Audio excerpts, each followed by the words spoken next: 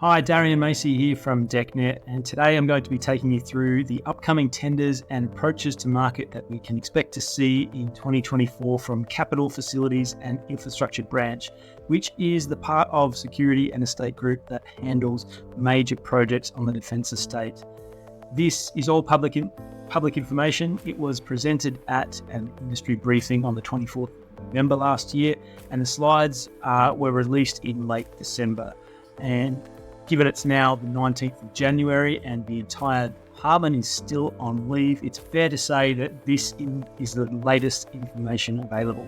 The reason I'm recording this is to help you, the contractors and consultants in my network, so you can pass this on to your leadership, develop your pursuit plans, and have resources available for the tenders when they come out. Now, just a quick disclaimer, this information is indicative only. It builds upon the information that was presented in November. At times, I've added my own analysis, but make sure you get experienced professional advice before making decisions about whether to pursue these opportunities. So this is a breakdown of what I'm going to cover. The bad news for designers is that there's only 2 design services contracts, one of which is delayed until further notice. One design, construct, operate, maintain project, which again is it looks like it's being delayed. There's 24 head contracts, which reflects CFI's preference, I think, to use industry partners for the design work to save time. And of those, Indigenous businesses will be given exclusive access to at least 4 of those contracts, maybe even up to 6 contracts. Which together would be valued up to $250 million. And that'll be procured via limited tender or negotiated agreements with Indigenous companies. So this is really positive news, and I think this reflects the role of Deputy Secretary of the State, Celia Perkins, as an Indigenous business champion.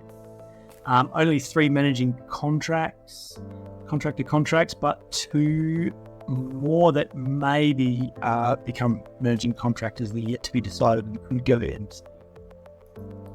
In terms of locations, New South Wales and Queensland will get the highest number of tenders. Please note that many projects span across multiple regions, and if that's the case, I've counted them against all locations that they will touch. So let's get into it to begin with the design services contracts.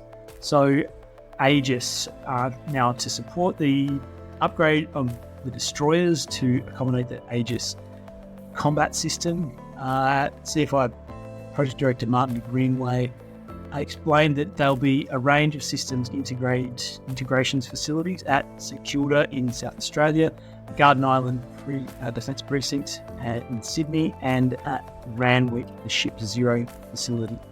A lot of it is actually internal refurbishment and fit outs. There was potentially a new facility at St Kilda. The value is around between $40 and up to $90 million in total. I say potentially because they are currently seeking investment committee and government approval for this, because it is a bit of an accelerated project, and CFI only received it in late 2022. So it's pretty impressive that Tom Keeler, the PMCA from RPS, has got it this far so quickly. They're already going to get to approval. So there's a range of options that they're taking to government on this, and still a little uncertain about the scope. The value for the DSC contract is estimated to be $4 to $6 million, and we can expect the ITR to be released in the next month or 2.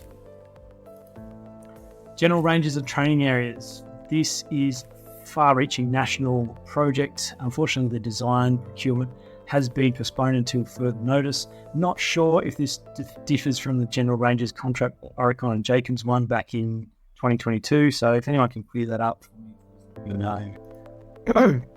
Design, construct, operate, and maintain.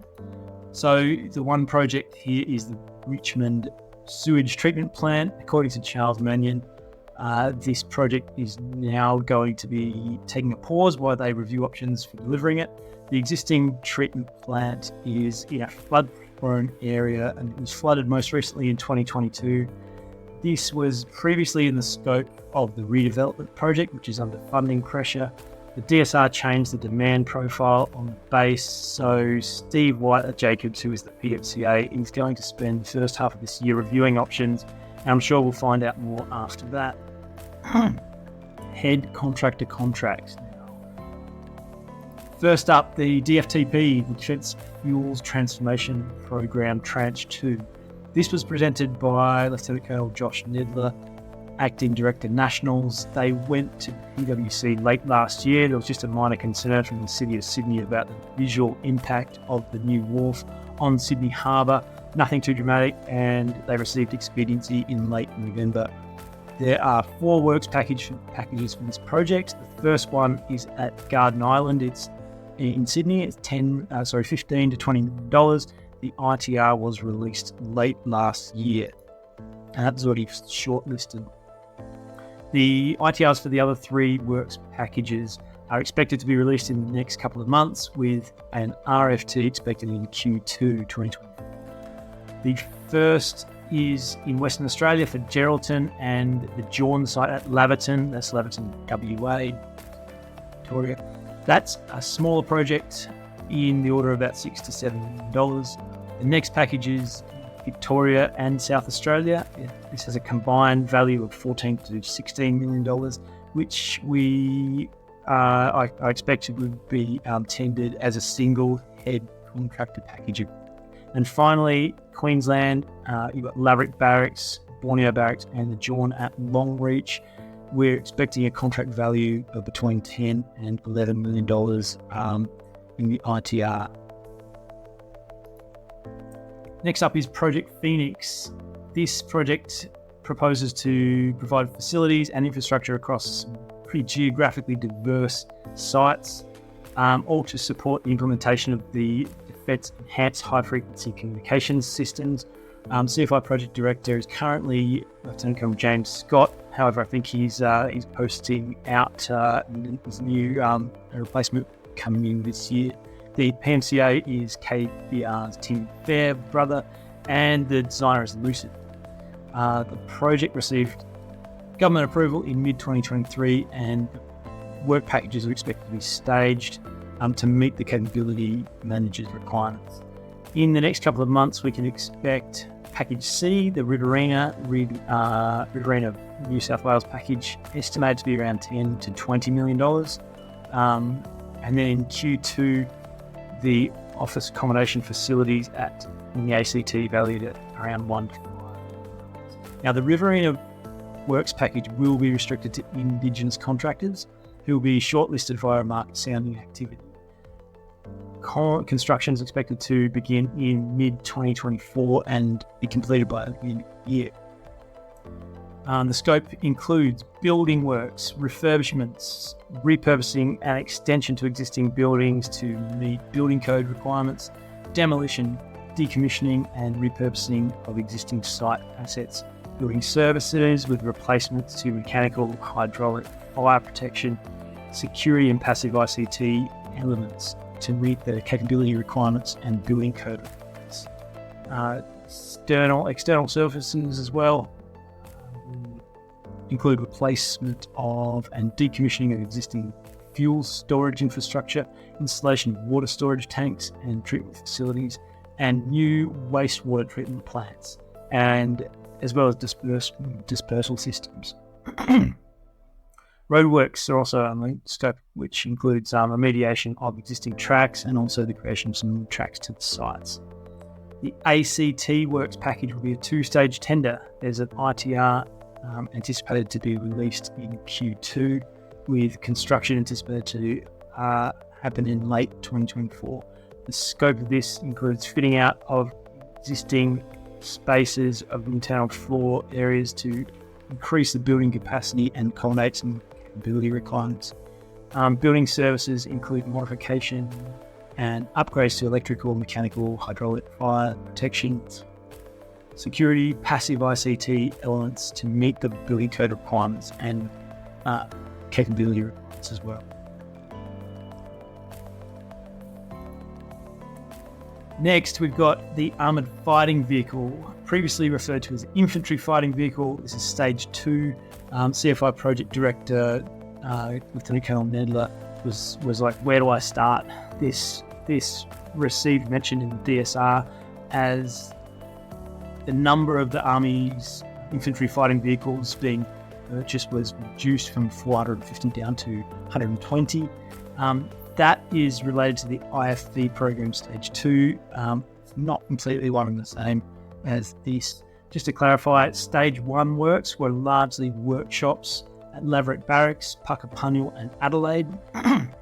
The intent of Stage 2 has been to build upon that, but the scope will look slightly different to enable a larger range of other fighting vehicles, not just the infantry fighting vehicles, but across Army, hence the name change of the project. So what's happened was, back at the end of September last year, Deputy Prime Minister paid a visit to Townsville and basically said, if it's heavy and it's Army, then you can pretty much guarantee it's going to go to Townsville. So that's meant some pretty big changes for this Stage 2 project. So the renders you see on the slide, they are largely what was designed elsewhere. The one on the left is for the Armoured Engineer capability 8160. And for those of you familiar with that, it was originally intended to go to Adelaide. That's not happening anymore. It's going to Townsville. So the design team, which is a JV by Acorn and Oricon, have some design work already done, but it wasn't Townsville specific. So that's what's affecting timelines here for Stage 2. The render on the right is probably the one thing in Stage 2 that hasn't changed. That's a light maintenance shelter at Gaza Ridge Barracks in Albury-Wodonga. Unfortunately, it's the smallest bit of work for the entirety of the stage, at around $10 to $15 million. But that's the one that's the most advanced in terms of design.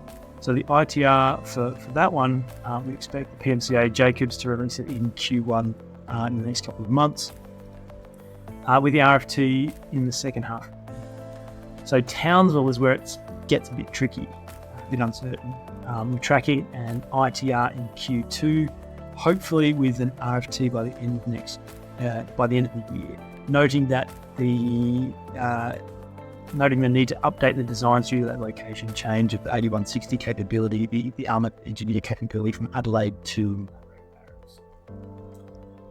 right. Next, 8116, the self-propelled guns. Now, originally this project was part of the AFC facility program, so they share a PMCA and a DSC. This is at Laverick Barracks, and the estimated value is in the order of $30 to $40 million. CFI is still grappling with the procurement approach for this one. Colonel Nedler announced or acknowledged that this may well become an Indigenous procurement opportunity. Still not sure, hence the question mark there. And they were looking to undertake some market sounding activities probably early this year. In terms of the scope, the project will deliver new maintenance workshop facilities for the new self-propelled howitzer guns at the 4th Regiment compound at Laverick Barracks, as well as adapt an existing vehicle shelter. There's also some secure storage and some minor training and refueling facilities as well. All of the AFV work, of all this work, this is the package that is most progressed in terms of design. They're pretty close to 100% design. So therefore, this is the one that we positioned to be released soonest. So they'll be looking to move along pretty quickly in the next month. Special Ops 1508. This is the capability enhancement for the Special Operations Continuous Development Program. So the intent for 1508 is to address facility requirements for the Special Operations Command. I'm going to speak about two separately tendered packages. So there's one in the east and one in the west. These are they're building multi-purpose maintenance facilities, housing storage, workshop maintenance bays, and working accommodation. There'll also be an extension to the existing. So at Holsworthy, there'll be some extension to existing external buildings in the Holsworthy packages. So speaking of Holsworthy first, The expected value here is in the order of $80 to $100 million. The other one is over in Campbell Barracks in Western Australia, and this is in the order of $110 to $130 million. So the scheduled release dates of the ITR is Q1, so the next couple of months, with the RFT in either Q3 or Q4. Now, a couple of things to know about this project. For those of you familiar with Special Operations Command and what they do, you can expect these works will have a high emphasis on security, and the companies who can demonstrate an ability to deliver secure facilities will have a higher probability of success. What I should mention also is that the market sounding for this project went out on AusTender last year and closed on the 20th of December. Both works packages will share a single ITR, and then there'll be two separate RFTs, so two separate head contracts. So CFI intends to release the RFT pretty close to each other, acknowledging the very high level of similarity in scope and the timing of the work, two packages, but noting the geographic separation of the work. I don't know how it's different from other projects, but they feel it's important to offer this as two separate HC packages, so as not to exclude companies that may only have a sufficiently established position at either east or west. Right, Wedgetail. This is another project that has been subject to late notice Defence Strategic Review impacts. Originally, it was planned to have a significant package of work delivered at both Amberley and Williamtown, but in November, the approvals were delayed and the budget and the scope was significantly reduced to the point where they now don't have a date and at this stage for the ITR to go out. We're still awaiting some guidance from the sponsor to advise on what it is they're doing. So keep your eye out for the next update on this one. Space Command Project DEF 9358 Phase 1. This project is pretty sensitive, so there weren't too many details. What we did learn was that the scope may include secure storage facilities, including a Zone 5 area, equipment storage bays, operational hard standing, working accommodation, precinct utilities, and enabling infrastructure, secure compounds, roads and vehicle parking, and an estimated value of between $90 and $120 million. CFI Project Director Colonel James Scott, as I said, he's posted out, and so there's a new PD this year, not sure who that is. PMCA's Oricon's Shane Harris, and the designer is Mott McDonald. The project will release the main works as two-stage tender with an ITR anticipated to be early to mid-2024. A minor correction to what's on the slide there. Pending government approval, the release of the RFT will be in late 2024, with works commencing in late 2024 and the facilities ready by mid to late 2027. The main risk to this project is schedule and the security requirements associated with working in the Zone 5 area. Growler 5349. This project is designed to provide some facilities to support the advanced Growler, including facilities for the next generation jammers at Amberley and also some maintenance facilities, working accommodation, roads and ranges in Amberley and Delamere Air Weapons Range. According to Charles Mannion, it's on track thanks to industry partner Jacobs, also acting as the PMCA and designer. And so we're expecting the ITR to be released the next couple of months, with the RFT in Q3 and view to completing works in late 2026 or early 2027. Contract value is 175 to 215 million, which will be evenly spread between Amberley and Delamere in the Northern Territory. National Intelligence Training Centre, JP 2050. So the CFI Project Director, Callan Chu, explained the aim of this project is to deliver fit-for-purpose facilities for conducting intelligence training. The project scope may include a learning and education facility, conferencing and flexible workspaces, site works and infrastructure such as roads, engineering infrastructure, and landscaping. Scope works will also include activities in a Zone 4 and 5 region. So risk for this project is the schedule and also security requirements of working in these high security areas. Project Director is currently Darren Jarman, and the PMCA is APP's Warren Wilson, and the designer is GHD.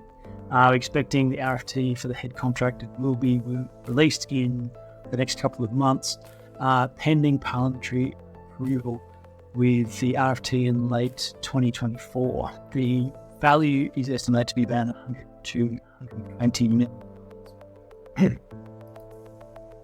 Project Santaka is a classified project and has PwC exemption already in place. They already have a package 1 out to market as an IPP in Indigenous procurement under exemption 16.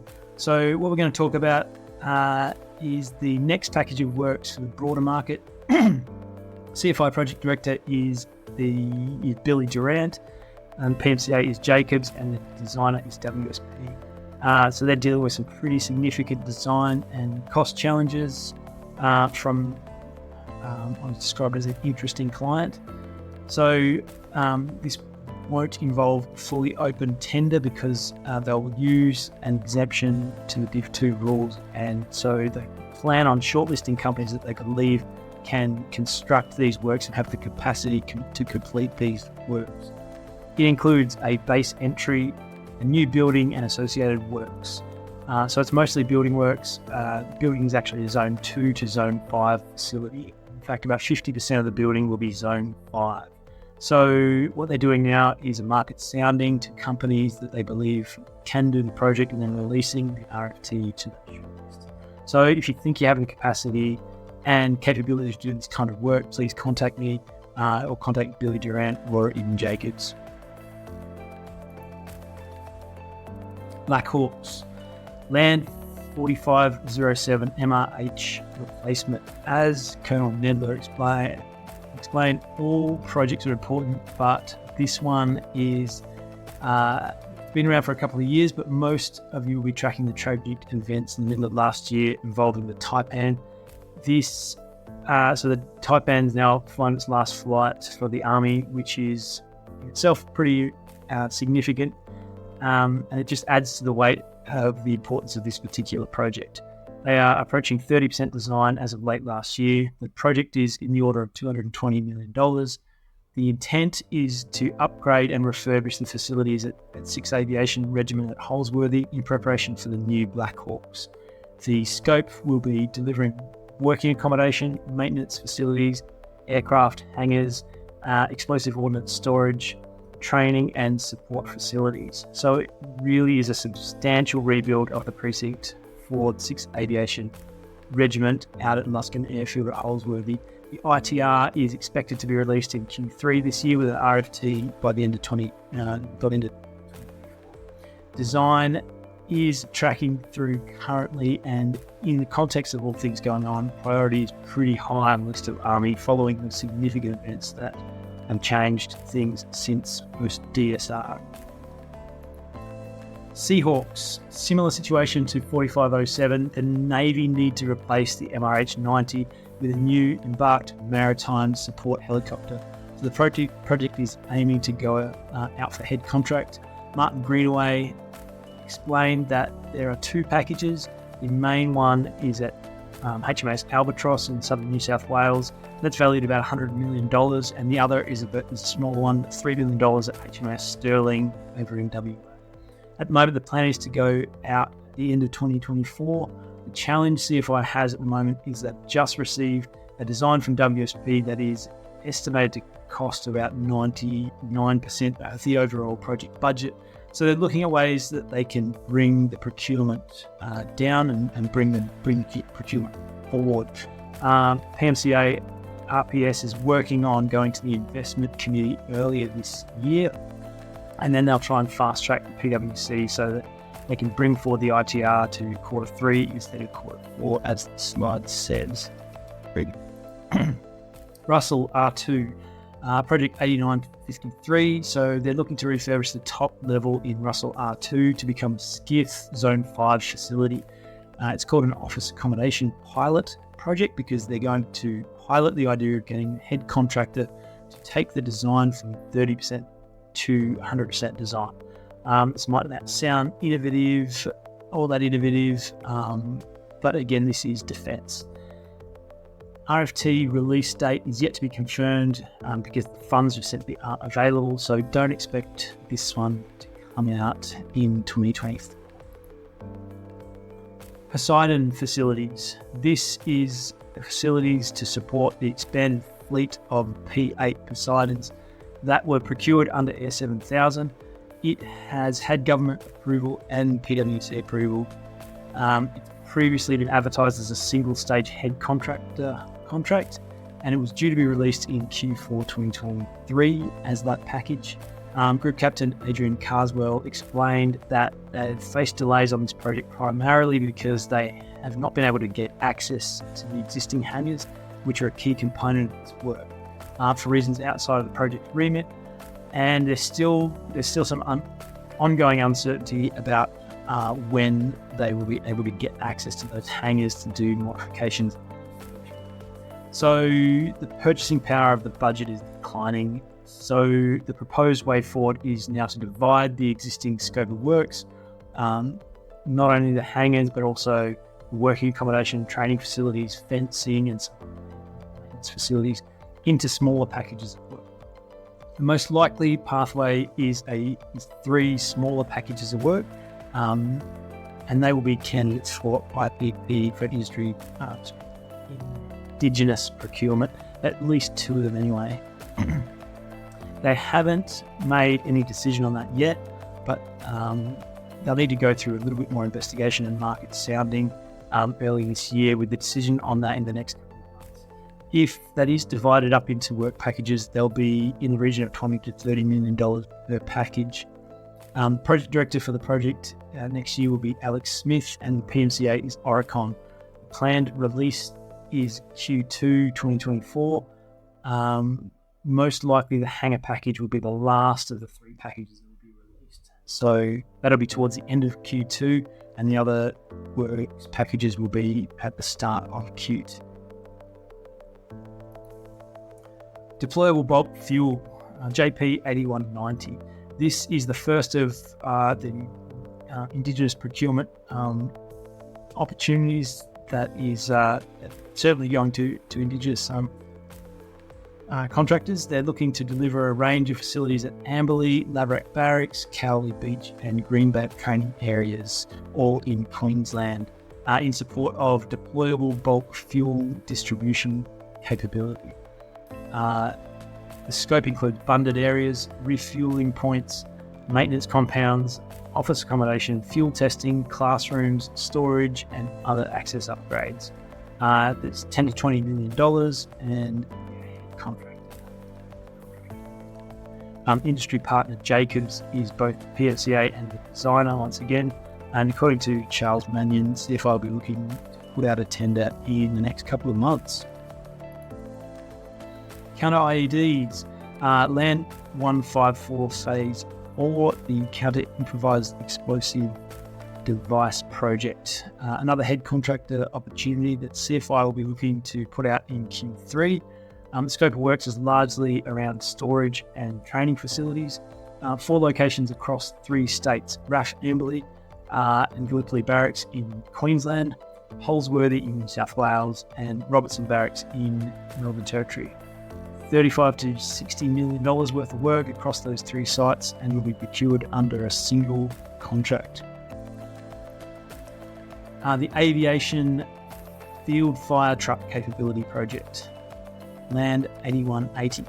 This is another project spread across a number of sites. The elements include hangars, awnings, foam and DCP test facilities, chemical storage, fuel points and pavements. Single head contract.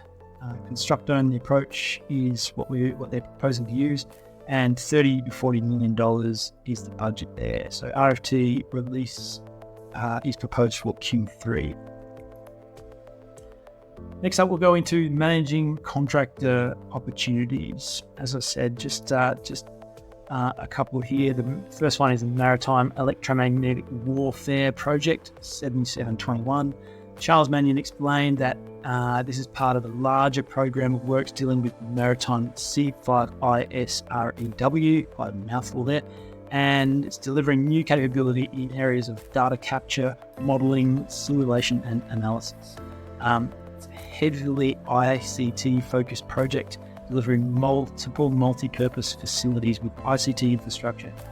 RAF Edinburgh, where there's going to be a significant centre of gravity, but also a range of other facilities such as Cuttable, Larrakia and HMAS Stirling that deal with ship-to-shore transfer of data storage. It's another Jacobs Industry Partner project and will likely use a managing contractor delivery mechanism. At this stage, they're looking to go out in the next couple of months, and the RFT will be in Q2 with an indicative contract value of $400 to $500 million.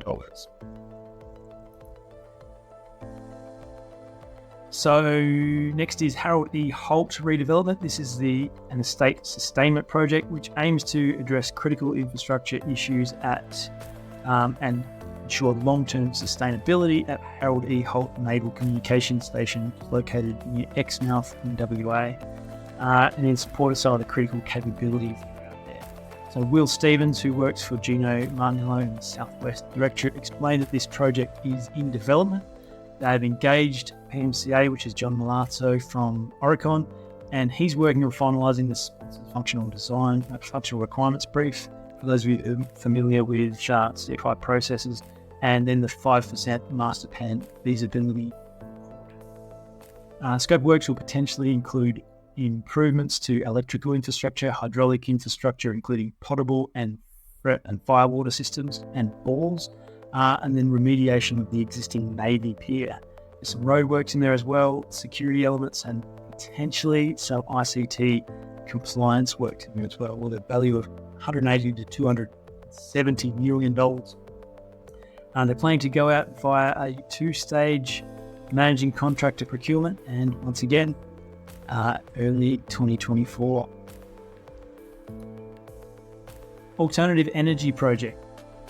This one is called J9360, and this one's pretty hot off the press. So essentially it aims to provide an alternative energy source at Harold E. Holt. They're yet to decide on what that alternative energy source is, but the indicative budget is also still to be confirmed. So the figure on the slide of $250 to $320 million is really just a rough estimate. Also, the delivery methodology is yet. However, at the moment, it is being presented methodology because that's one of the options that CFI is considering. They're also because they're considering combining the alternative energy project with the Harold E. Holt redevelopment.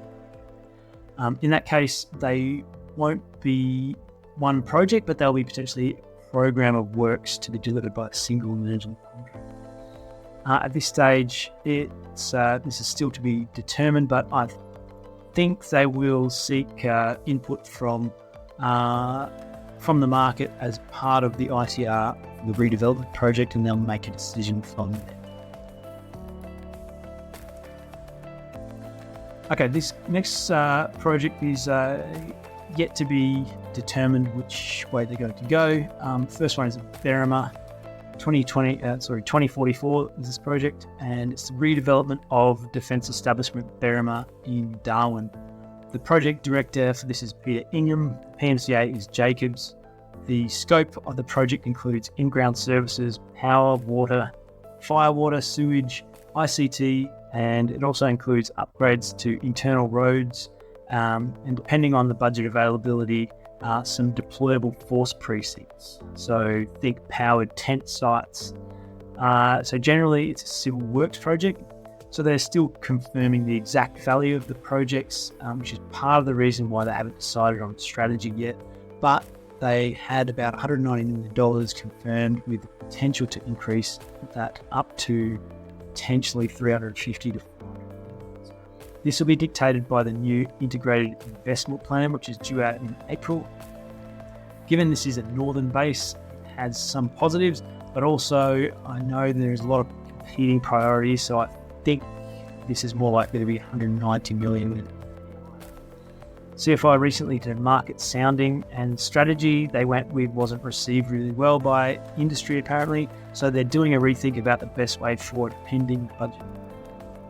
Despite this, Colonel Quinn was confident of releasing it as early as either an MC or a DSC in Q1 this year, so next couple of months, but he's being posted out now and it's handing over to Colonel Carl Reynolds, who is going to take a bit of time to support him.